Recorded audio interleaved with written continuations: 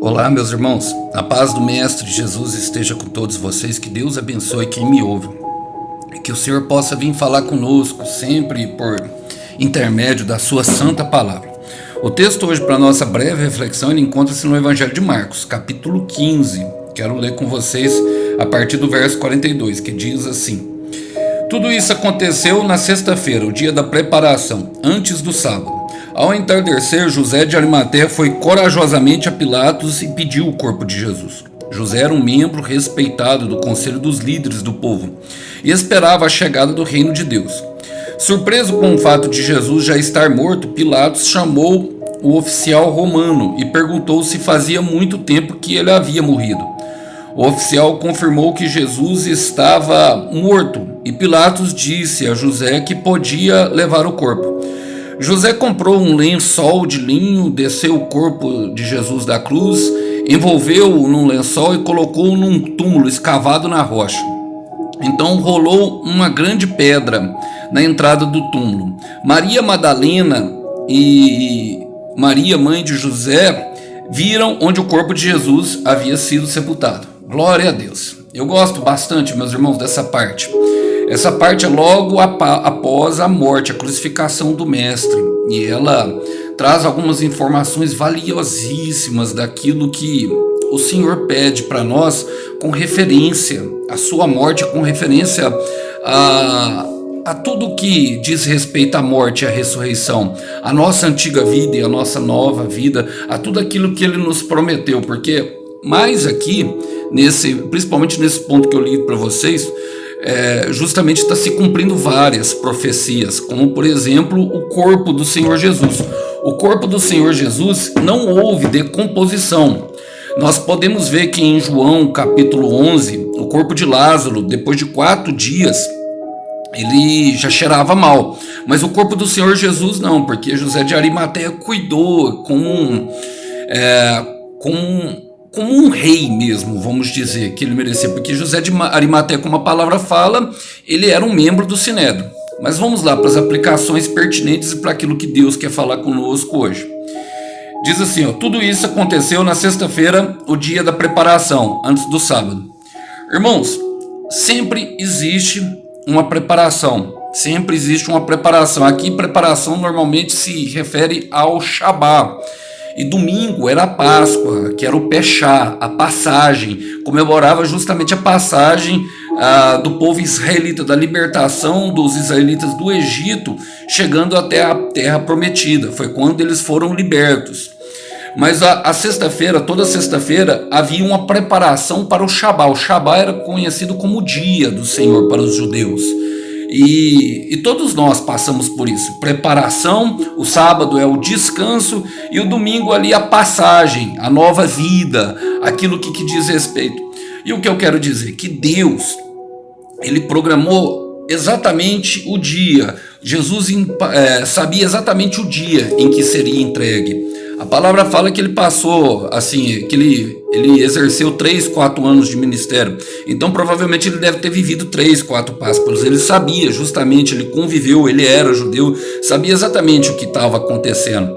Mas o que eu quero dizer? Quero dizer que Deus tem um tempo perfeito para tudo. E o tempo de preparo, ele é necessário. O tempo em que há o nosso preparo, o tempo do preparo, ele nos leva justamente ao nosso tempo de descanso. Eu quero repetir isso. O nosso tempo de preparo leva justamente nós ao nosso Shabá, ao nosso tempo sabático, o nosso descanso. Então fique tranquilo, se você tem sido preparado pela mão do Senhor para uma grande obra, fica tranquilo, chegará o tempo de descanso na tua vida.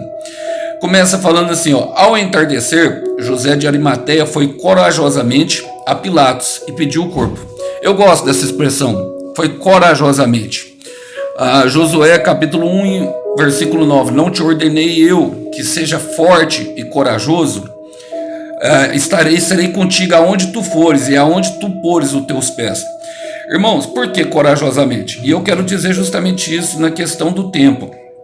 Sei que muitas pessoas às vezes cobram de nós com relação a tempo, e eu particularmente, irmãos, perdi a pressa. Quero falar, perdi a pressa de tudo. para mim, um homem e uma mulher paciente, eles são imbatíveis. Eles conseguem tudo que eles querem. Eles já entenderam que o tempo deles foram determinado por Deus e que é uma questão de viver estações. É uma questão de se submeter ao tempo do Pai, e que o Pai tem o controle de todas as coisas. Olha, José de Arimateia, ele foi corajosamente, porque aqui a palavra fala logo depois, José de Arimateia era um membro respeitado do conselho de líderes do povo, ou seja, do Sinédrio, aqueles mesmos que condenaram Jesus, os que colocaram Jesus à morte. A palavra fala em outros evangelhos que ele se opôs e que junto com Nicodemos eles ungiram, eles pegaram o corpo de Jesus para ungir de forma profética, justamente para o corpo não se corromper, como eu disse no começo. Era uma ação de bondade, uma ação profética para o Senhor. E nós precisamos entender que era preciso ter coragem. Para seguir Jesus, irmãos, é necessário ter coragem, cada um tem o seu tempo. Eclesiastes capítulo 3 diz que cada um tem o seu tempo. Há um tempo determinado e um propósito de cada tempo determinado diante do céu. Eu talvez tenha aceitado antes, mas tem pessoas que vão demorar um pouco mais. E é necessário que, da parte de nós que pregamos a palavra, tenhamos paciência com isso. Porque o que acontece? Primeiro, está aprimorando em nós a paciência. Por quê? Porque o Senhor manda nós pregarmos a palavra. Não é responsabilidade nossa a salvação e não é responsabilidade nossa a conversão de ninguém. Isso é uma ação que se dá pelo Espírito Santo internamente, como fala em 1 Reis capítulo 6, a obra do templo de Salomão, que não se ouvia marteladas, aquele templo ele foi construído por dentro primeiro, então todo mundo está passando por uma reconstrução. E chegará um tempo que aquelas pessoas escolhidas hão de se manifestar, assim como José de Arimateia. José significa aquele que acrescenta.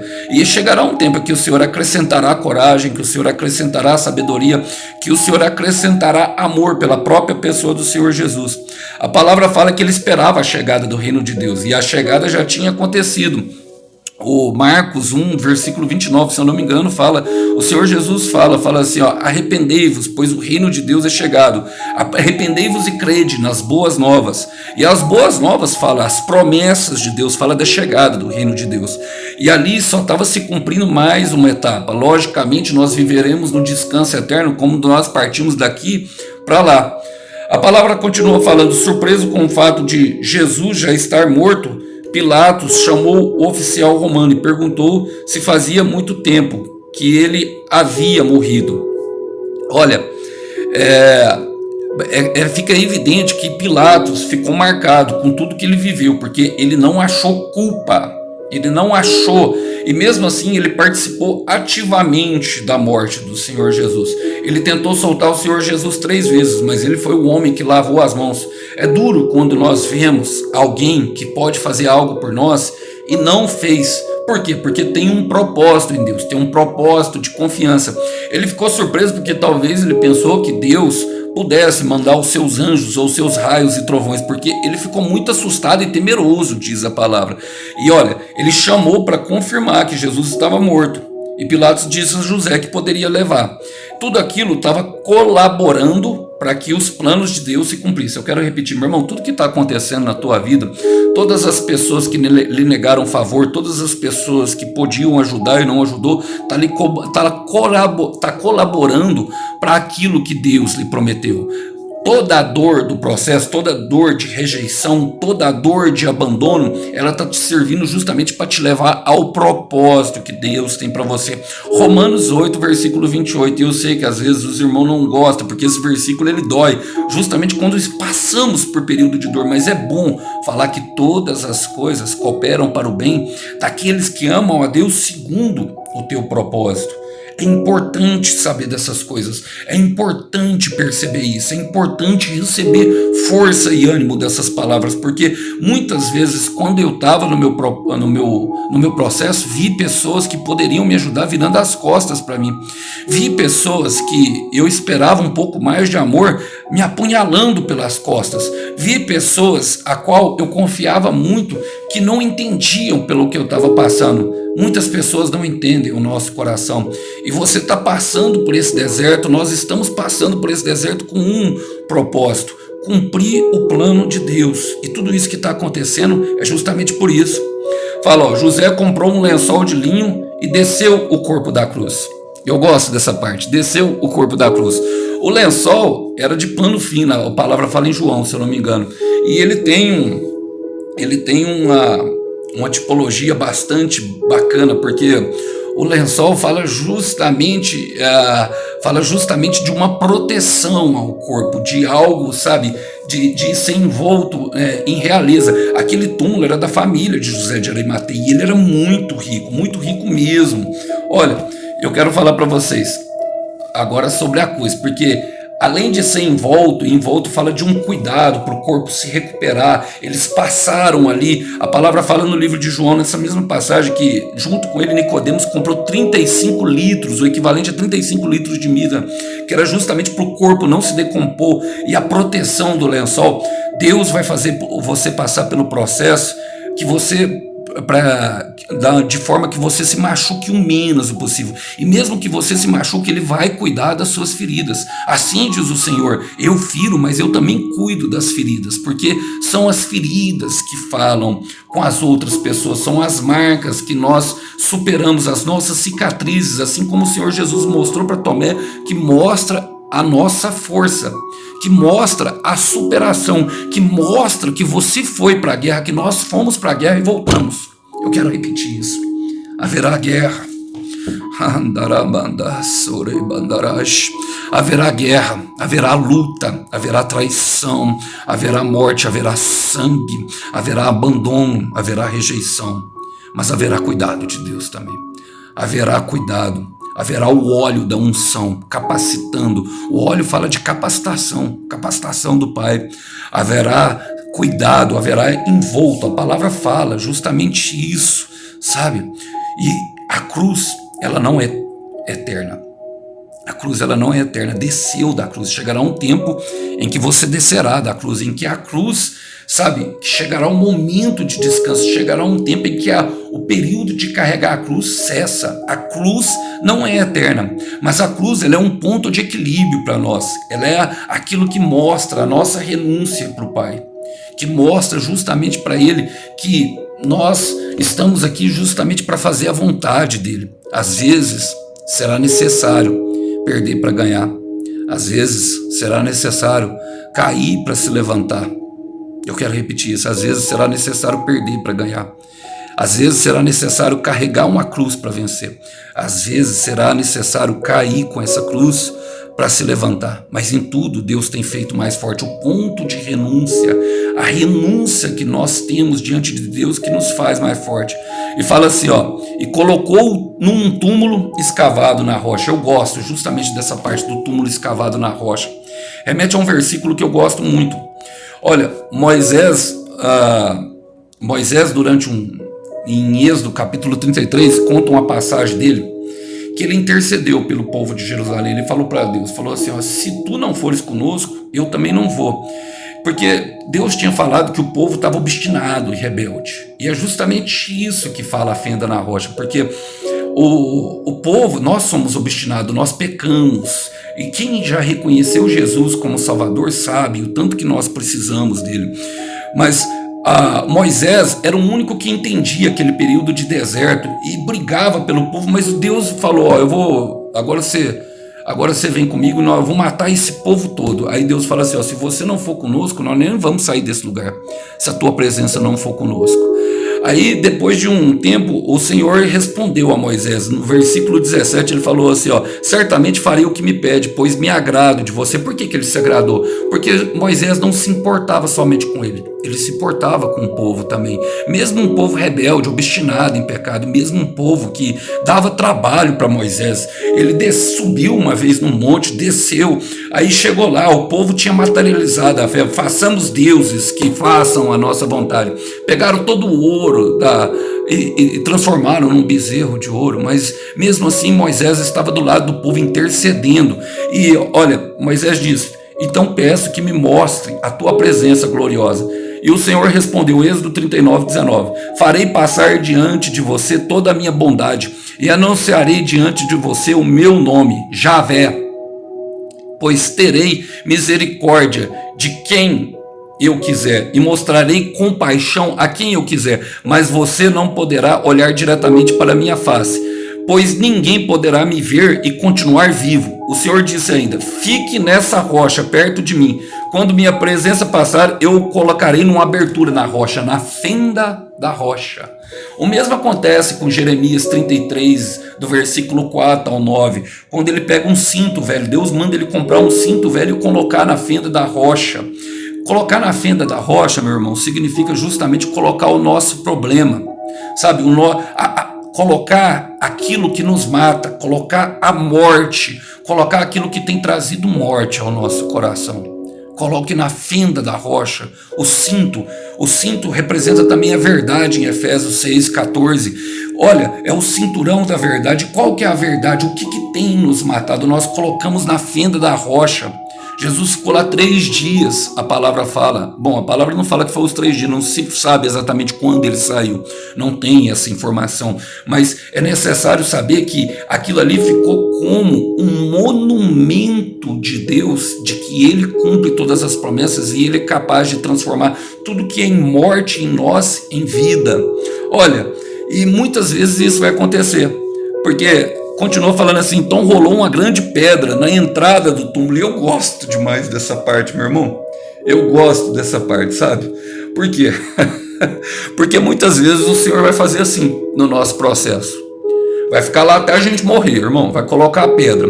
Olha, e muitas vezes, irmão, muitas vezes mesmo, é uma provação, é um período de provação, um período de deserto, um período ao qual o Senhor nos coloca num lugar em que nós não teremos condição de sair. É o próprio Senhor que fecha a porta. Apocalipse, capítulo 7, fala que a porta que ele abre, ninguém fecha, e a porta que ele fecha, ninguém abre. Olha, é impressionante isso, porque Daniel passou pelo mesmo.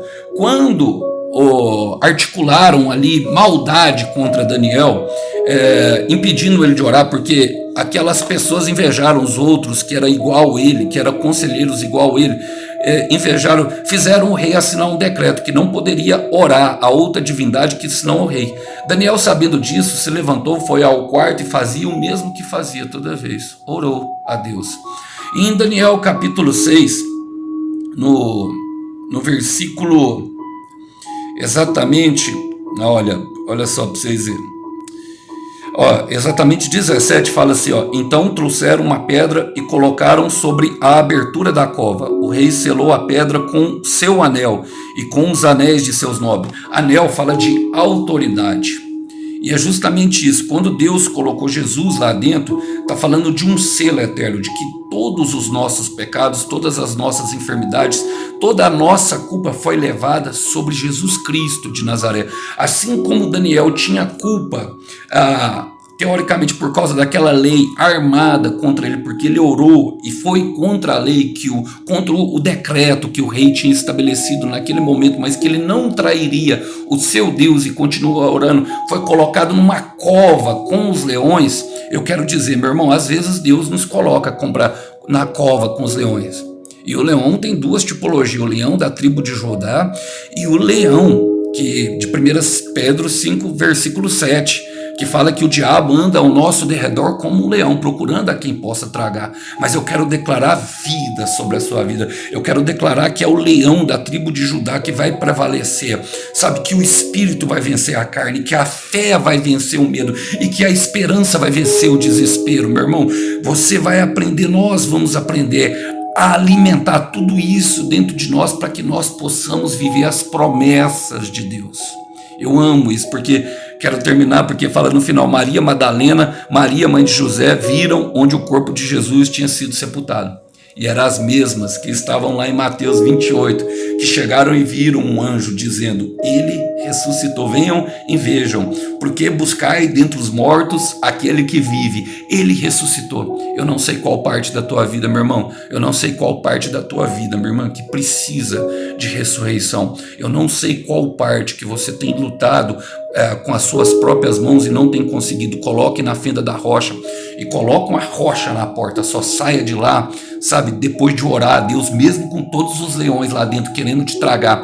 O Senhor é poderoso para fazer o leão ficar de jejum. O Senhor é poderoso, sabe, para enviar um anjo, protegido pelo anjo que fica comigo na cova. É isso que nós somos. Nós somos protegidos pelo quarto homem da fornalha. Nós somos protegidos pelo anjo que fica conosco na cova. Nós somos protegidos por esse poder, o mesmo poder que ressuscitou Jesus dos mortos. Está disponível para mim e para você. É só suportar o processo.